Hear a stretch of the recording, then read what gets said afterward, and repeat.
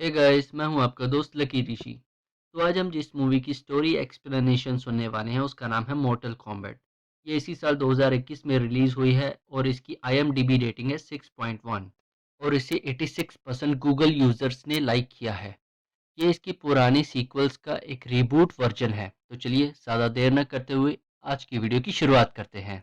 तो कहानी की शुरुआत में हम एक जापानीज वॉरियर फैमिली को अपनी रोज़मर्रा का काम करते हुए देखते हैं। ये फैमिली हांजो हसाशी नाम के एक बड़े वॉरियर की होती है, जो कि शिराई रायू क्लैन से होता है और अर्थ रियल्म का एक बड़ा वॉरियर होता है, जिसे एल्डर गॉड्स ने आउटवर्ल्ड के लोगों से लड़ने के लिए चुना होता है। इनकी एक बहुत ही प्यारी सी बच्ची भी होती है। वो अचानक से ही रोना शुरू कर देती है। इसके बाद हांजो का बेटा उसे देखने अंदर जाता है और ये दोनों अपने अपने कामों में फिर से लग जाते हैं। लेकिन जब काफ़ी देर तक बच्ची चुप नहीं करती, तो हांजो की वाइफ अंदर जाकर देखती है। उसे बहुत अजीब लगता है क्योंकि अंदर बहुत ज़्यादा ठंड हो रही होती है। अचानक से ही इनके गार्ड्स पर हमला होता है और वो सभी मारे जाते हैं। हांजो की वाइफ अपनी बच्ची को तहखाने में छिपा देती है और बेटे को लेकर जैसे ही भागने लगती है तो उसे एक आदमी रोक लेता है जिसका नाम बिहान होता है। घर से कुछ दूरी पर पानी भरने आया हांजो जब अपनी पत्नी की चीखें सुनता है तो वो उल्टे पांव भागता है। लेकिन जब हांजो घर वापस पहुंचता है तब वो अपनी पत्नी और बेटे को मरा हुआ पाता है। तभी उसे कुछ असासिन्स घेर लेते हैं, लेकिन हांजो सभी को बेरहमी से मार देता है। इसके बाद उसे कुछ और असासिन्स भी घेर लेते हैं, लेकिन हांजो हसाशी क्यारियां खोदने वाले एक खंजरनुमा औजार से एक रस्सी बांधकर नया हथियार बना लेता है और सभी को मार देता है। अब सामना होता है दोनों जानी दुश्मनों का, यानी कि हांजो हसाशी और बिहान। बिहान उसे बताता है कि मैंने तुम्हारी ताकतवर क्लैन शिराई रायू में सभी को मार दिया है। मैंने तुम्हारी ब्लड लाइन खत्म कर दी है और अब मैं तुम्हें भी मार दूंगा, ताकि अर्थ रैंक पर आउटवर्ड से लड़ने के लिए कोई चैंपियन ना रहे। इसके बाद दोनों में बहुत ज़बरदस्त फाइट होती है। दोनों बहुत बुरी तरह से घायल भी होते हैं, लेकिन जैसे तैसे बिहान हांजो हसाशी पर भारी पड़ता है और उसी के खंजर नुमा औजार से उसकी गर्दन पर वार करता है, जिससे बिहान हांजो हसाशी को मरा हुआ समझकर वहां से चला जाता है। लेकिन हांजो मरा नहीं होता है, वो सिर्फ घायल था और अपनी बेटी की रोने की आवाज़ को सुनकर जैसे तैसे वापस जाता है।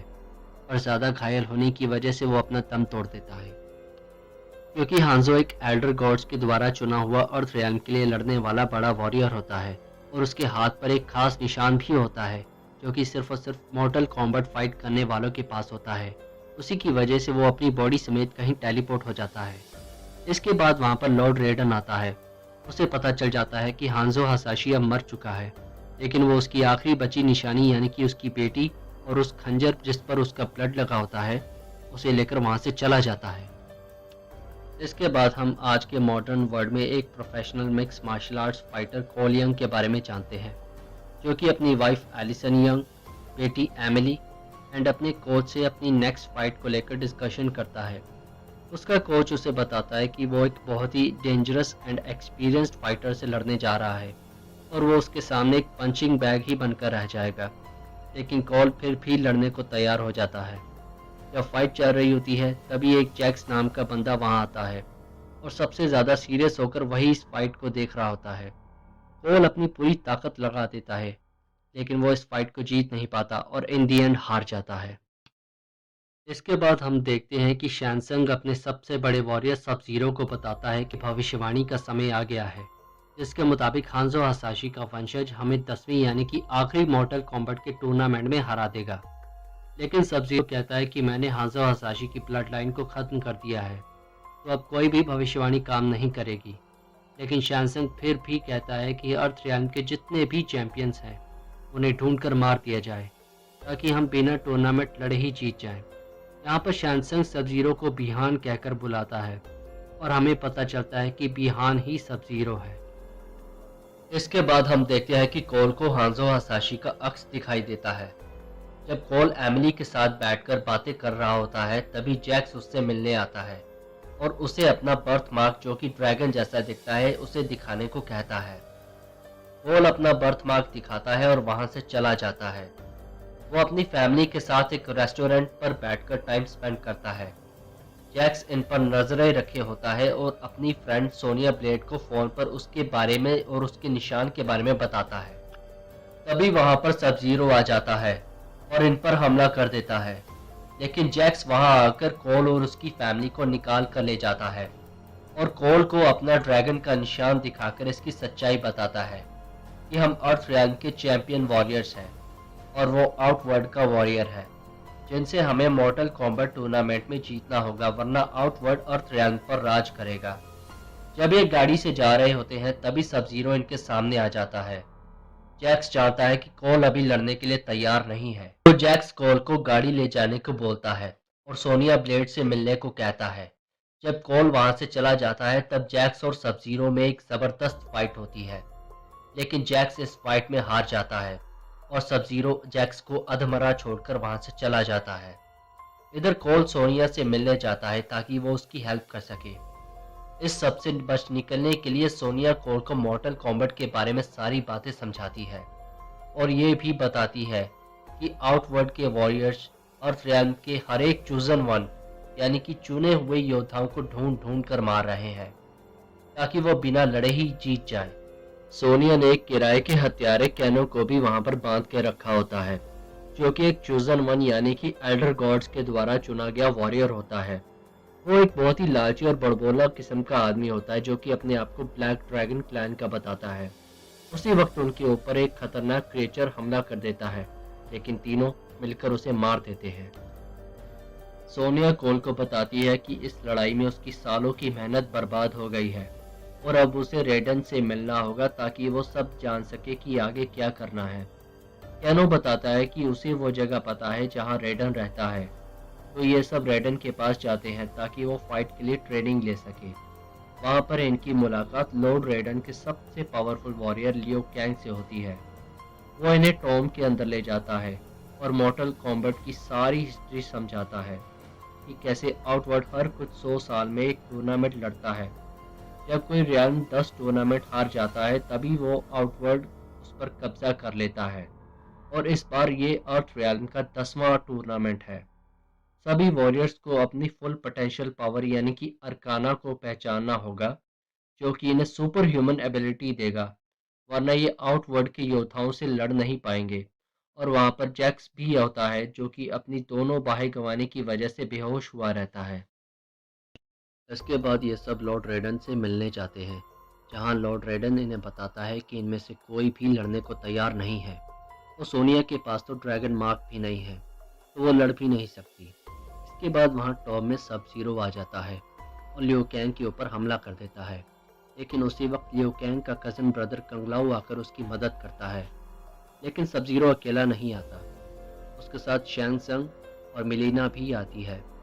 ये इन पर हमला करने और अर्थ रियल्म को क्लेम करने के लिए आते हैं, लेकिन रेडन बीच में आकर एक सुरक्षा कवच बनाकर इन सबको बचा लेता है। अब सभी इस मामले को लेकर सीरियस हो जाते हैं और अपनी ट्रेनिंग पर फोकस करते हैं। सोनिया भी इसमें पार्टिसिपेट करने को कहती है, लेकिन कंगलाओ और लियो कैंग बताते हैं कि जिनके पास ड्रैगन मार्क होता है सिर्फ वही अपने अंदर की स्पेशल पावर्स यानी कि अरकाना को जगा सकते हैं और वही इस फाइट को लड़ सकते हैं। वहीं दूसरी ओर जैक्स को भी होश आ जाता है और वो भी अपने लोहे के हाथों से फाइट की प्रैक्टिस करने की कोशिश करता है, लेकिन जाकर भी पहले की तरह परफॉर्म नहीं कर पाता।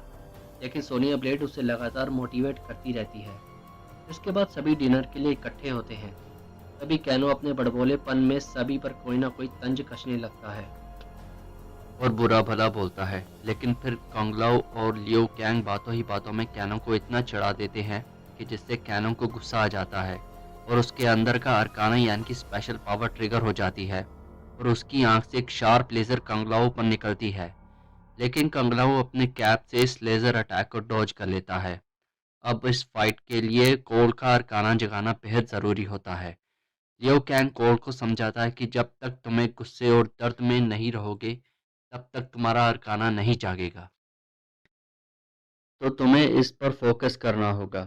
कैनो इसके लिए कोल को खूब पीटता है, लेकिन इससे बात नहीं बनती। तभी लॉर्ड रेडन कोल से मिलने के लिए आते हैं और उसे बताते हैं कि विदाउट अरकाना तुम किसी काम के नहीं हो। तभी कोल कहता है कि अगर ऐसा है तो मैं ड्रैगन मार्क के साथ क्यों पैदा हुआ। तभी रेडन बताता है कि तुम महान निंजा योद्धा हांजो हसाशी के वंशज हो, जिसे सब जीरो ने परिवार समेत मार दिया था। हांजो एक दूसरे रियल्म यानी कि हेल में चला गया है, मगर मैंने उसकी इकलौती बेटी को बचा लिया था और तुम उसी के वंशज हो। अगर तुम्हारे अंदर अरकाना नहीं है तो तुम लड़ाई में टिक नहीं पाओगे। फिर रेडन कोल को उसके परिवार के पास टेलीपोर्ट कर देता है। वहीं दूसरी ओर शैनसंग अपने योद्धाओं के साथ मिलकर अर्थ रियल्म के सभी योद्धाओं की हत्या का प्लान बनाता है। उनमें से कबाल कैनो को बहुत पहले से जानता होता है, तो उसे खूब सारे लालच भी देता है। वो जानता है कि कैनो एक लालची धोखेबाज और बुरा आदमी होता है, और कैनो उसके लालच में आकर रेडन के टॉम की शील्ड को हटा देता है, जिससे सभी हत्यारे अंदर आ जाते हैं और सभी पर अटैक कर देते हैं। वहीं दूसरी ओर कोल के गैराज में से एक आवाज़ आती है, तो कोल वहां देखने के लिए जाता है कि वहां क्या हुआ। तभी वहां पर प्रिंस गोरो कोल पर अटैक कर देता है और पूरी तरह से सब कुछ तहस नहस कर देता है। जब गोरो कोल की आंखों के सामने उसकी फैमिली पर अटैक करता है, तभी कोल के अंदर का अरकाना जाग जाता है और वो गोरो से लड़ता है। एक जबरदस्त लड़ाई में कोल गोरो को मार देता है। वही रेडन टॉम पर सभी के बीच जबरदस्त लड़ाई चल रही होती है, जिसमें जैक्स और सोनिया ब्लेड घायल और बेहोश हुए रहते हैं। ऊपर से कैनो एक मूर्ति तोड़ देता है, जिसके टुकड़े इनके ऊपर गिरते हैं। दूसरी ओर कंगलाओ का सामना निटारा नाम की एक हंटर से होता है, मगर कंगलाओ उसे बीच में से चीरकर मार देता है। दूसरी तरफ जब जैक्स को होश आता है, तब वो सोनिया ब्लेड की हालत को देखकर बहुत ज़्यादा गुस्से में आ जाता है, जिस वजह से उसकी स्पेशल पावर यानी कि अरकाना ट्रिगर हो जाता है। उसके हाथ पहले के मुकाबले में कई गुना ज़्यादा ताकतवर हो जाते हैं और अपना रूप भी बदल लेते हैं। तभी रेडन वहां आ जाता है और अपने साथ कोल को भी लेकर आता है। कोल को अपनी अरकाना के साथ देखकर शैंगसंग को यकीन नहीं होता कि गोरो मारा गया है। रेडन सभी को बताता है कि कोल हांजो हासाशी का वंशज है और वो भविष्यवाणी को सच कर देगा। रेडन अपने सभी योद्धाओं को वहां से टेलीपोर्ट करने लगता है ताकि उन्हें सेफ रखा जा सके, लेकिन शैंगसंग कंगलाओ को पकड़ लेता है और उसकी आत्मा को निकल जाता है। रेडन सभी को एक अलग जगह पर ले आता है, जो कि एकदम शून्य होती है, जहां शैंगसंग भी उन तक नहीं पहुंच सकता था। ये ना तो धरती होती है और ना ही कोई और रियल्म होता है। लियो कैंग अपने भाई कंगलाओ की मौत से बहुत ज़्यादा दुखी हो जाता है और कहता है कि बिना कंगलाओ के हम ये टूर्नामेंट नहीं जीत सकते। लेकिन फिर कोल एक प्लान बनाता है कि वे सभी रूल्स तोड़कर लड़ते हैं। हम उनसे अपने तरीके से और अपनी चुनी हुई जगह पर लड़ेंगे, ताकि कोई भी उनकी मदद न कर सके। तभी रेडन कोल को वो खंजर देता है जिस पर हांजो हासाशी का ब्लड लगा होता है, ताकि जब भी उसका सामना सब जीरो से हो, हांजो हासाशी की आत्मा कोल का उस लड़ाई में साथ दे। क्योंकि रेडन किसी को भी कहीं भी टेलीपोर्ट करने की पावर्स रखता था, वो आउटवर्ल्ड के सभी योद्धाओं को अलग अलग जगह पर अपने योद्धाओं के पास टेलीपोर्ट कर देता है। जैसे कि जनरल रैको की फाइट जैक्स से होती है और जैक्स रैको का सर फोड़कर उसे मार देता है। सोनिया ब्लेड और कैनो में पहले से ही 36 का आंकड़ा चल रहा होता है। रेडन कैनो को सोनिया के घर पर टेलीपोर्ट करता है और सोनिया वहां एक जबरदस्त लड़ाई में कैनो को मार देती है। वो जैसे ही कैनो को मारती है, ड्रैगन मार्क सोनिया की बॉडी पर आ जाता है और उसका अरकाना भी एक्टिव हो जाता है। वहीं दूसरी ओर लियो कैंग और कबाल को फाइट में हरा देता है और मार देता है, लेकिन कोल को मिलेना से लड़ना चैलेंजिंग लगता है क्योंकि वो कहीं भी गायब होकर पहुंच सकती थी। लेकिन एन मौके पर रेडन सोनिया को टेलीपोर्ट करता है और सोनिया मिलेना को अपनी अरकाना पावर से मार देती है। तभी वहां पर सब जीरो आता है और कोल को एमिली का बनाया हुआ हैंड बैंड दिखाकर अपने पीछे पीछे जिम में ले आता है, जहां उसने एमिली और एलिसन को बर्फ में जमा कर रखा होता है। यहाँ पर सब जीरो और कोल में तगड़ी वाली फाइट होती है, लेकिन सब जीरो कहीं ना कहीं कोल पर भारी पड़ता है। तभी कोल वो खंजर निकालता है जिस पर उसके एंसेस्टर हांजो हासाशी का ब्लड होता है, और कोल हांजो हासाशी की स्पिरिट को लड़ने के लिए नर्क से यहाँ पर सम्मन करता है। फिर हांजो हासाशी, जो कि अब स्कॉर्पियो बन चुका था, सब जीरो की अच्छे से धुलाई करता है, लेकिन सब जीरो अभी भी बहुत ज़्यादा ताकतवर होता है।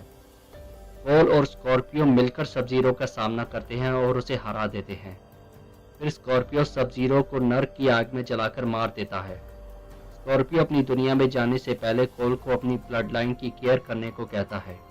इसके बाद रेडन सभी वॉरियर्स को टेलीपोर्ट करके वहां लाता है, लेकिन उनके पीछे पीछे वहां पर सैन शंग भी आता है और अपने सभी वॉरियर्स की डेड बॉडी को कहीं टेलीपोर्ट कर देता है। और इसके साथ साथ रेडन को धमकी देता है कि वो अब की बार बहुत बड़ी सेनाएं लेकर आएगा। इससे पहले कि शैनसंग कुछ बोल भी पाता, रेडन उसे उसकी दुनिया में ही टेलीपोर्ट कर देता है और कोल को नए योद्धाओं को ढूंढने के लिए कह देता है। इसके बाद कोल अपने कोच से मिलता है और उसे एमएमए यानी कि मिक्स मार्शल आर्ट से रिटायर होने की बात करके वहां से चला जाता है। लेकिन मूवी के एंड में हमें जॉनी केज का पोस्टर दिखाया जाता है, जो कि मॉर्टल कॉम्बैट सीरीज का एक फेमस कैरेक्टर है। और यहाँ होता है स्टोरी का दी एंड। गाइस, अगर मैं आपको अपना पर्सनल रिव्यू दूं तो ये मूवी मुझे बहुत ही इंटरेस्टिंग लगी, क्योंकि इसकी रेटिंग के हिसाब से ये काफ़ी अच्छी है।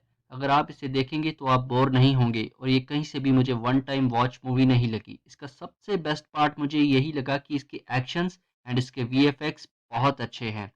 बट इसकी स्टोरी एकदम स्ट्रेट फॉरवर्ड वे में चलती है, जिसमें हमें पहले ही पता चल जाता है कि आगे क्या होने वाला है, जो कि मुझे लगता है कि इसका थोड़ा सा वीक पॉइंट ज़रूर है। ओवरऑल मुझे ये मूवी काफ़ी पसंद आई और मुझे यकीन है कि आपको भी ये मूवी काफ़ी पसंद आएगी। वीडियो पसंद आई तो प्लीज़ इसे लाइक करें, शेयर करें, सब्सक्राइब करें मेरे चैनल को और बेल आइकन पर ज़रूर क्लिक करें ताकि आपको हमारी आगे की वीडियोस की नोटिफिकेशन भी मिलती रहे। टेक